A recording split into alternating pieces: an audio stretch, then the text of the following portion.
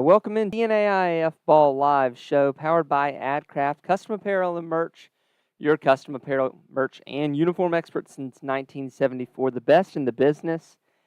And, Matt couldn't be with us tonight, so I called from a deep roster of friends, and Joey McWilliams from MidwestSports.net said, yeah, I'll come on and help you guest host. Joey, how you doing tonight? Listen, I'm doing really well, and Coach, thanks for pulling me off the bench. So I'm glad. I feel like I was down the bench a little ways. You looked past 2 or 3 people to get to me, but this is my debut on NAIF ball, so I want to make some plays. Heck yeah! And for those that are watching, we are facing some impediments tonight, so it might not be exactly the same quality broadcast here. Running off the old hotspot tonight, so we'll make the best of it. And we'll see what we get. But we did have some great NAI football this weekend. Really clarified a lot of things about the season. And, as we're getting into this back half, starting to get a little bit of clarity. We talked about last week how the season was definitely backloaded. And this is the start of that.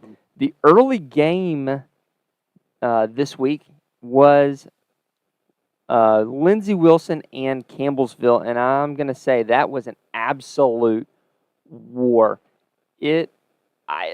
Defensive struggle there for both sides. Campbellsville's defense came to play, and we know Lindsey's always does.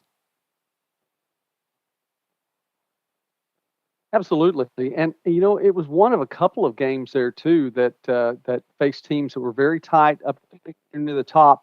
The defense gave a little bit in that game, but it was a bend don't break, and it was just enough at the end for Lindsey Wilson to come away with victory. Yeah, and then there's nothing to it except for to do it honestly. Lindsey Wilson just had one more score than Campbellsville.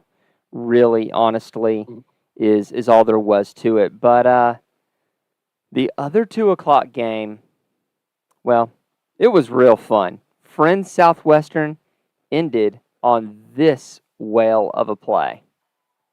Edson talking to his kicker. Now waits for the Nick Strong snap. Snap is good. Hold is good. The kick is blocked. Friends picks it up on the run. Cory Geddes is going down the field. And Friends University is going to walk it off with a win. A blocked punt or a blocked kickoff, field goal. And that was what it was, a walk-off kick 6. And, I just love a good huddle cam.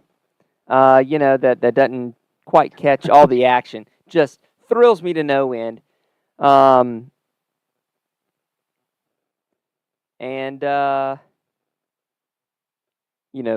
what we get there, I thought I changed the slide. There we go. Cavante Baker for Friends was just good enough. And I tell you, that walk-off kick 6 will do it every time. You'll love to see it. It was a great back-and-forth game to open up divisional play for these two squads.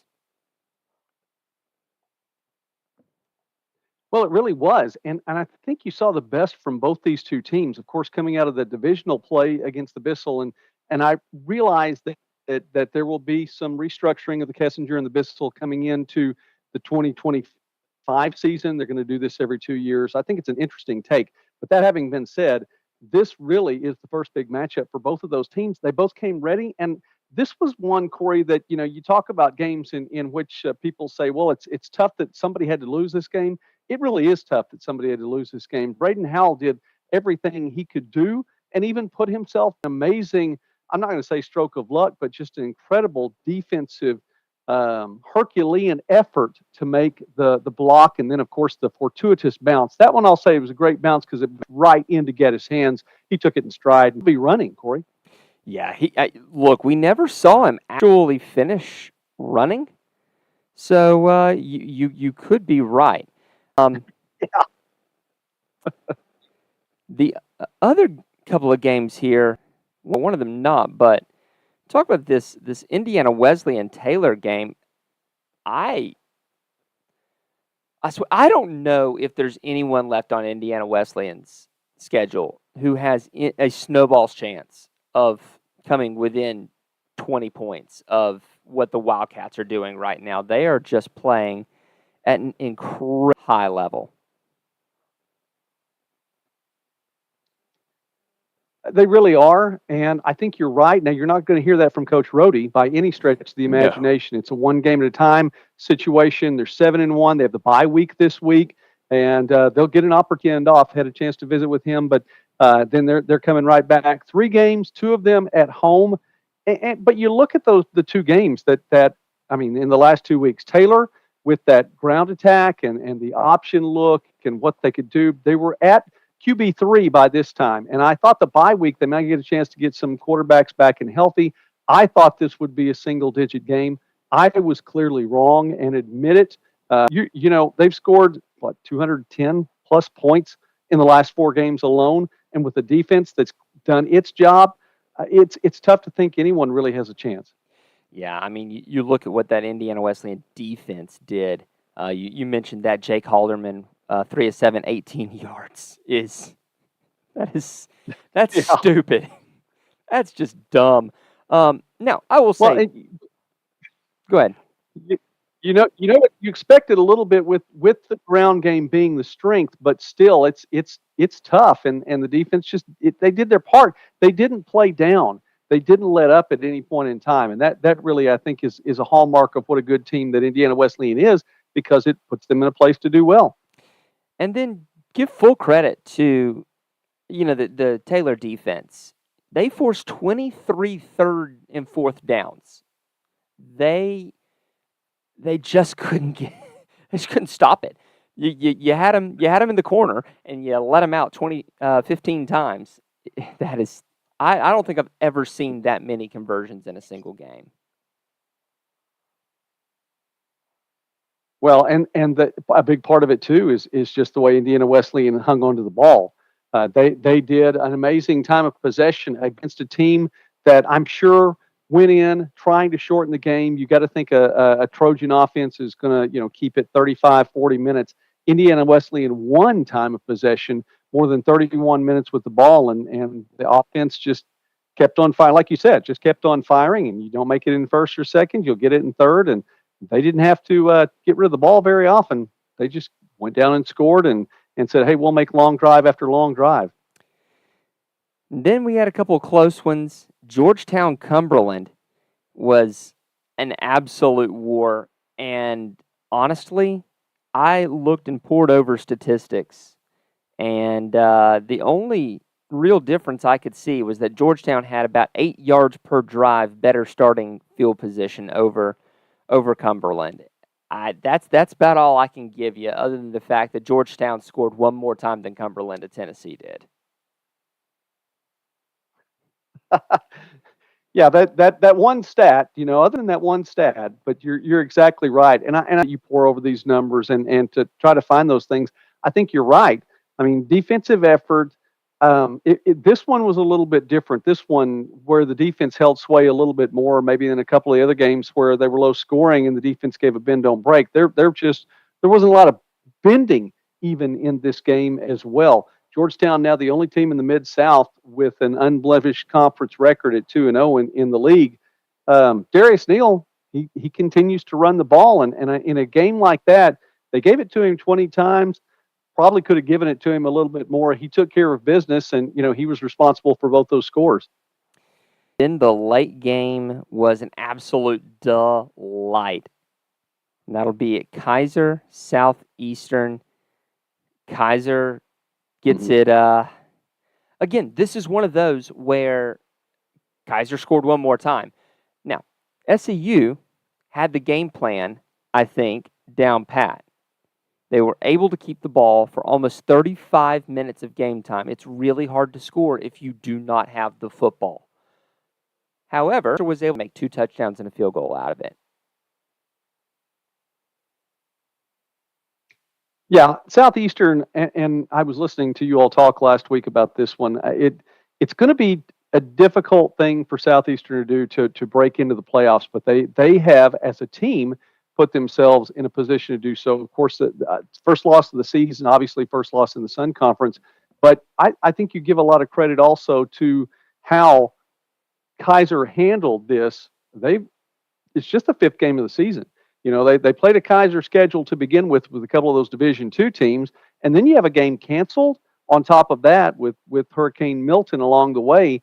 It's a Keiser team that really hasn't had an opportunity to go all out, and also without Meisinger. I mean, this was the load of this game. Andrew Burnett, he took care of business and had the game-winning score there in the second half. I find it really telling of the game that it was 10-10. Southeastern did its part, but just that not only the one more score, but the only score in the second half, and there was time for Southeastern to come back, but that your defense bowed up again. Yeah, absolutely. And I do want to say thank you for those who are sticking with us. I know that the stream quality is suffering tonight. Trying to figure out some ways to make it workable for the short term, so that we can maybe do something here, maybe just effectively audio only at this point, so the actual video doesn't change. But do bear with us as we try to figure out what we got here. But Well, Cory, I don't want people to think I've fixed the program, so please don't think of that. it is definitely not Joey. It is me trying to clutch things together here. But I tell you what, the visuals never are low quality when you've got Connor Darnell doing them. He is the bomb at it. Makes us look good, even when the stream might not look good. And we thank him for supporting us, getting the bag tags out to all the offensive and defensive players of the week. Looks good, makes people, hey, you'll look good, you play good, I think someone said. So, without further, That's definite, and they do look good. It's quality product. so the top 25 media poll, we had the return of ties. And, well, there's a little bit of shakeup. Not much, but a little. We had a switch here. Indiana Wesleyan and Dort swapped places. Now, what you don't see is that Indiana Wesleyan now has a first place vote. So Keiser is 5 of 6. We didn't quite get all our voters in this week. Indiana Wesleyan does have one first place vote. One of the bigger movers is actually Bethel, bouncing back up 3 after taking that loss. They're kind of getting back to where they're going. Montana Tech up 2. Georgetown and Carroll both up 2. Ottawa of Arizona re-enters the poll. And all of this with Campbellsville dropping out after that loss. Joey, I really think at this get, a momentous set of upsets. This looks like a pretty good playoff set if you just take the top 20. It does. It's tough for Campbellsville to work, the Tigers in one loss, and we'll see you. Don't let the door hit you on the way out. But we'll see you. Don't let the door hit you on the way out. But I think also people as well as across the country that are just kind of waiting to see how they're going to shake out. KCAC are going to shake out. KCAC being one of them. Talked about the big game with Friends in Southwestern. Absolutely a huge game. Friends doesn't have any opportunity to take a breather because they have Evangel coming up this week. And I think people are waiting to see how that one's going to shake out. And then, of course, in the Heart South, some teams there that still have a couple more teams to play and always to be talked about. And I won't fill up a 15-minute segment with it, but you can saying, okay, the Frontier Conference isn't even close. Well, they're close to each other. Well,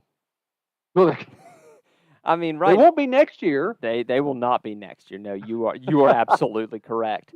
But yeah, I mean that's honestly the that's the big thing there is in the Frontier who's going to step out, and I think we'll start to see that this week. But we'll get there when we get there. Let's Let's take offensive and defensive players of the week. Offensive and defensive players of the week. And you know, a few weeks back we had Montana Western's Michael Polandri. Well, this time it was running back Jake Humphrey that got it done 20 attempts, 215 yards, 5 touchdowns, gets it done. It was between him and Zach Chevalier in my mind. But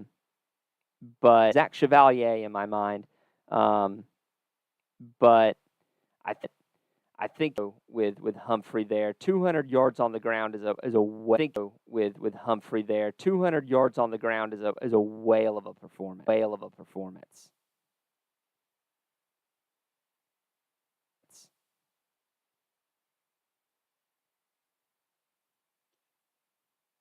It's interesting too. You talk about that, and of course Montana Western. It's interesting too. You talk about that, and of course Montana Western. I think and you all have said it a couple times. Rocky Mountain is right now may not look as strong, but this is a strong team, and it may not look as strong, but this is a strong team, and it generally has a strong defense. And I think those Rocky Mountains defense, probably meant just a little bit more than some of Chevalier's numbers against Briar Cliff with respect to the Chargers on that